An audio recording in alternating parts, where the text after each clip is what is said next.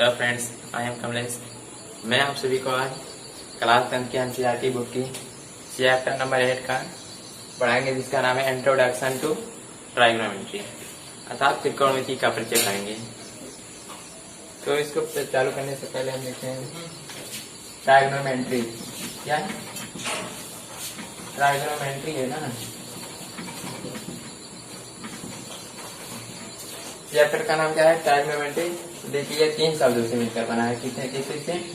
Trigonometry. क्या क्या है? ट्राई है, गोनो है और मैट्री है।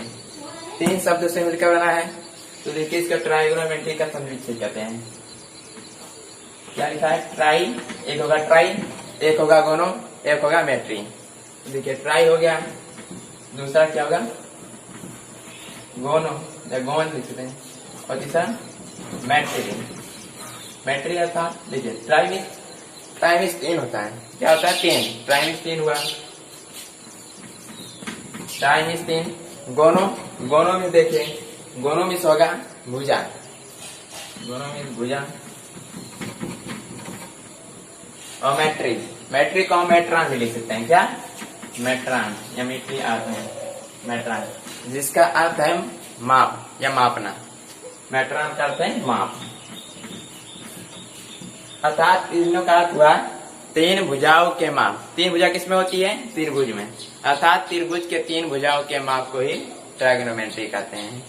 तो ट्राइगोनोमेट्री की बात हुई, त्रिभुज की आई बात है। अर्थात हुआ त्रिभुज के तीनों भुजाओं के माप, भुजाओं के माप। ट्राइगोनोमेट्री का मतलब क्या हुआ? त्रिभुज के 3 भुजाओं के माप को ही ट्राइगोनोमेट्री कहते हैं। तो ट्राइगोनोमेट्री हो गया। इसमें आए त्रिभुज की बात। अब एग्जाम्पल के तौर पर हम त्रिभुज देखते हैं। त्रिभुज की क्या? त्रिभुज है। तो देखिए त्रिभुज हो जैसे त्रिभुज ए बी सी, और कोई त्रिभुज हो गए।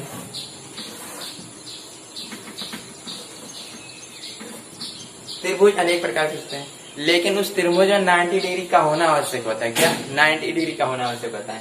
देखिए अगर ये त्रिभुज में 90 डिग्री है, इसमें 90 डिग्री नहीं है, तो हम इसको पहले 90 डिग्री, अगर जो नहीं है तो उसको बनाते हैं पहले 90 डिग्री। 90 मतलब हुआ ट्राइगोनोमेट्री त्रिभुज में 90 डिग्री का होना आवश्यक होता है। तो देखिए 90 डिग्री। यदि अब देखिए इसका भी कोई ना कोई नाम होगा, इसका भी नाम होगा, इसका। तो सभी का पहले नाम देखते हैं। यदि ये 90 डिग्री है, 90 डिग्री है, हमने यहाँ पर 90 डिग्री माना है। 90 डिग्री यदि हम इसको कोण सी को, यदि हम कोण सी बराबर थीटा अंश मान लेते हैं। कितना मान लेते हैं? थीटा अंश। तो देखिए एक 90 डिग्री हो गया, एक 90 डिग्री हुआ, एक इसको थीटा मान लिए, तो ये कितना होगा? 90 180 में से 90 डिग्री है तो 90 बचेगा। तो ये होगा कितना? 90 माइनस थीटा होगा। 90 डिग्री माइनस थीटा हो जाएगा। ये कोण, एक कोण होगा 90 डिग्री माइनस थीटा हो जाएगा। अब ये कोण का तो नाम पता हो गया, लेकिन इसमें भुजा का नाम भी जानना जरूरी है। कितना है? भुजा का नाम भी कुछ कितना होगा? इस भुजा का नाम, इस भुजा का नाम, इस भुजा का नाम। तो सभी भुजा का नाम पहले जानते। देखिए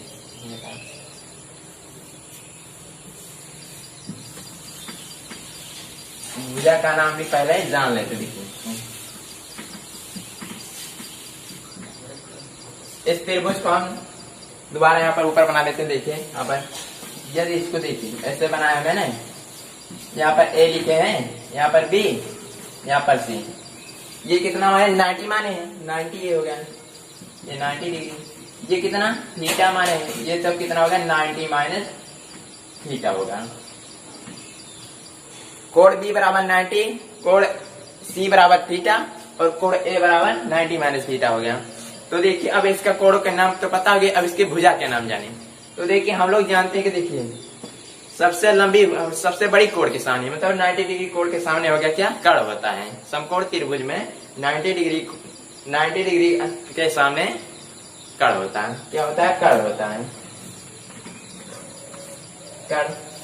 और जिसमें जो थीटा होता है, समकोण त्रिभुज में जो थीटा माना जाता है, उसके सामने वाली भुजा को लंब कहते हैं। उसके सामने वाली भुजा को लंब कहते हैं। क्या हुआ, इसका नाम लंब हो गया है। थीटा यही है, तो थीटा के सामने भुजा यही तो है AB। AB का नाम क्या हो गया, लंब हो गया। और इसके देखिए तो जो बचा उसी को हम क्या कर देंगे, आधार कह देंगे। ये क्या हो गया, आधार हो गया, ये आधार। अब हमें तीनों भुजाओं के नाम पता हो गए। अब इस तीनों भुजाओं में सभी दो भुजाओं के आपस में, इन दोनों के आपस में, इन दोनों के आपस में, मतलब सभी भुजाओं के आपस में संबंध होते हैं, जिसे कहते हैं हम त्रिकोणमितीय अनुपात कहते हैं। तो अब इसको समझ के इस भुजाओं के नाम, अब हम इसके त्रिकोणमितीय अनुपात को पढ़ते हैं। यदि त्रिकोणमितीय अनुपात देखिए पढ़ लेते हैं। देखिए त्रिकोणमितीय अनुपात के कुछ जो है शब्द, जैसे होता है साइन होता है, इसमें साइन थीटा होता है, कॉस थीटा होता है, टैन थीटा होता है, tan theta, cot theta, sec theta और कॉसेक थीटा, कॉसेक थीटा। अब देखिए इन सभी अनुपातों के पढ़ते हैं। देखिए साइन थीटा इक्वल टू होता है लंब बटा कर्ण होता है। क्या होता है, लंब बटा कर्ण होता है। साइन थीटा बराबर लंब बटा कर्ण, कॉस थीटा बराबर आधार बटा कर्ण, आधार बटा कर्ण होता है। और tan थीटा बराबर होता है लंब बटा आधार, लंब बटा आधार। साइन थीटा बराबर लंब बटा कर्ण हो गया, और cos थीटा बराबर आधार बटा कर्ण, और tan थीटा बराबर लंब बटा आधार हो गया। तो देखिए ये cos थीटा, साइन थीटा जो है cosec थीटा का, cosec थीटा जो है साइन थीटा का एकदम विपरीत होता है, प्रतिलोम होता है। तो देखिए साइन थीटा में लंब बटा कर्ण है, तो ये cosec थीटा का हो जाएगा कर्ण बटा लंब हो जाएगा। क्या हो जाएगा, ये हो जाएगा कर्ण बटा लंब हो जाएगा, कर्ण बटा लंब हो जाएगा। और सेम इसी प्रकार cos थीटा sec थीटा का उल्टा होता है। तो देखिए ये इसके प्रतिलोम के बराबर हो जाएगा, अर्थात cos थीटा बराबर है आधार बटा कर्ण, तो sec थीटा बराबर हो जाएगा कर्ण बटा आधार हो जाएगा। तो sec थीटा बराबर होगा कर्ण बटा आधार हो जाएगा। तो sec थीटा बराबर कर्ण बटा आधार हो गया। इसी प्रकार cot थीटा जो है tan थीटा का विपरीत होता है। तो tan थीटा बराबर है लंब बटा आधार, तो cot थीटा बराबर हो जाएगा आधार बटा लंब हो जाएगा। क्या हो जाएगा, तो cot थीटा बराबर हो जाएगा आधार बटा लंब हो जाएगा। आधार क्या है, आधार बटा लंब। अब ये कितने हुए, 2 2 4 2 6 त्रिकोणमितीय अनुपात पता हो गया इसको। अब इसको देखने में बहुत कठिन लग रहा है। यदि हम इसको याद करने का तरीका, इसको कैसे याद करें, आसानी से कैसे याद हो जाए। यदि हम लंब बराबर यल से दर्शा दें, यल से, और कर्ण को के से दर्शा दें, और आधार को ए से। क्या देखिए, कर्ण जो है के से शुरू होता है, और लंब को यल से शुरू होता है, और आधार ए से शुरू होता है। तो इसको याद करने के लिए हम यदि ऐसे लिख दें, लाल बटा कक्का, क्या, लाल बटा कक्का। अब इसको याद करने का तरीका है, या लाल बटा लाल यल ए, या लाल बटा के ए कक्का। तो देखिए ये क्या हो गया, इसके नीचे एक के नीचे जो है बाई का चिन्ह लगा दे। देखिए यल बाई, इसका यल में से लंब बटा कर्ण हुआ, ये ए में से मतलब आधार, और के से कर्ण, आधार बटा कर्ण, यल से लंब, ए से आधार, तो लंब बटा आधार।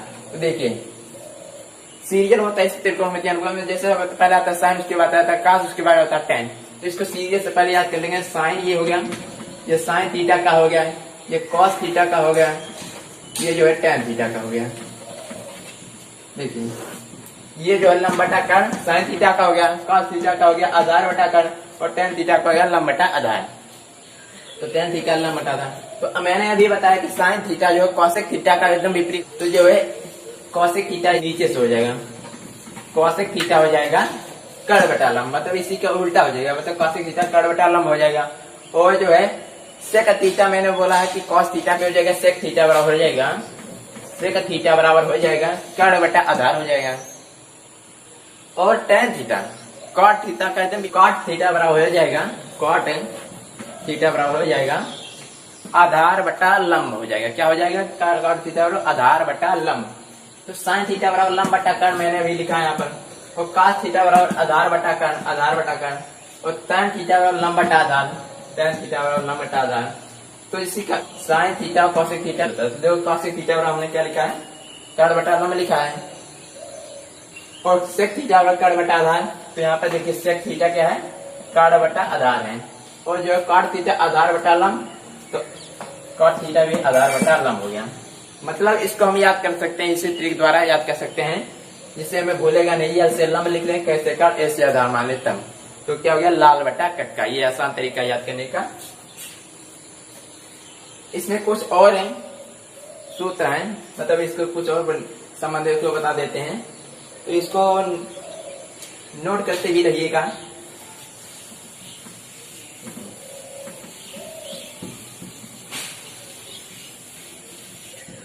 देखिए मैंने अभी बताया है कि sine theta cosec theta, sine theta इसका तो हम लिख सकते हैं 1 बाई कॉसेक थीटा लिख सकते हैं। और बोला है कॉस थीटा जो है सेक थीटा का उल्टा है, और तो हम कॉस थीटा को क्या लिख सकते हैं? 1 बाई सेक थीटा। और हम इसको tan थीटा को लिख सकते हैं, tan theta equal to 1 by cot theta. Just इसी का उल्टा हम यदि हम कॉसेक थीटा बराबर लिखें, क्या लिखें? कॉसेक थीटा बराबर लिखें कॉसेक थीटा बराबर, जैसे साइन थीटा का हुआ है 1 बाई कॉसेक थीटा, और कॉसेक थीटा इसी का विपरीत हो जाएगा, हो जाएगा कॉसेक थीटा बराबर हो जाएगा 1 बाई साइन थीटा हो जाएगा। क्या हो जाएगा? 1 by sine theta. Cosec theta बराबर 1 बाई साइन थीटा हो जाएगा। और जस्ट इसी का जैसे कॉस थीटा बराबर 1 बाई सेक थीटा लिखा, और इसी प्रकार सेक थीटा बराबर हो जाएगा 1 बाई कॉस थीटा हो जाएगा। क्या होगा? सेक थीटा बराबर 1 बाई कॉस थीटा होगा, कॉस थीटा। मैंने बोला कॉट tan थीटा बराबर 1 बाई कॉट थीटा, इसी प्रकार कॉट थीटा बराबर हो जाएगा 1 बाई tan थीटा। क्या होगा? कॉट थीटा बराबर 1 by tan theta, tan theta. तो मैंने भी इसको पहले बता दिया कि sine theta 1 by cos theta का विपरीत होगा cos theta 1 by sec theta, tan 1 by cos, इसी का उल्टा इसी कर सकते हैं। तो ये सब चैप्टर में जिसका उपयोग होगा ये समझ में याद करना, ये जानना भी जरूरी है। और एक और बता देते हैं हम, जैसे sine theta into cosec theta equal to 1 होगा। कैसे होगा ये भी जान लें। देखिए साइन थीटा रहने दीजिए, कॉसेक थीटा मैंने बोला कॉसेक थीटा बराबर 1 बाई साइन थीटा होता है, तो कॉसेक थीटा की जगह पर हम 1 बाई साइन थीटा लिख सकते हैं। देखिए क्या लिख सकते हैं? 1 by sine theta, sine theta. तो देखिए ये अंश के रूप में मतलब एबव हो जाएगा, ये साइन थीटा से कट जाएगा, इधर 1 पहले से था, तो साइन थीटा मतलब यहाँ पर 1 बचा, कितना? 1 बराबर 1, अर्थात हम sign theta into cosec theta बराबर 1 लिख सकते हैं।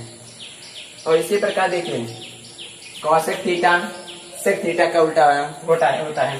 तो देखिए cos theta into sec theta equal to 1 हम लिख सकते हैं। इसको भी देखिए ऐसे सॉल्व कर सकते हैं। और एक ये हो गया, एक और हम लिख सकते हैं क्या? tan theta into cot theta equal to 1 लिख सकते हैं। क्या? tan theta into cot theta equal to 1 लिख सकते हैं। तो यहाँ कितना है? 1, ये 2, ये 3, मतलब ये 6 संबंध, उसके बाद ये 3, इसको जानना भी चाहिए चैप्टर में जिसका उपयोग होगा।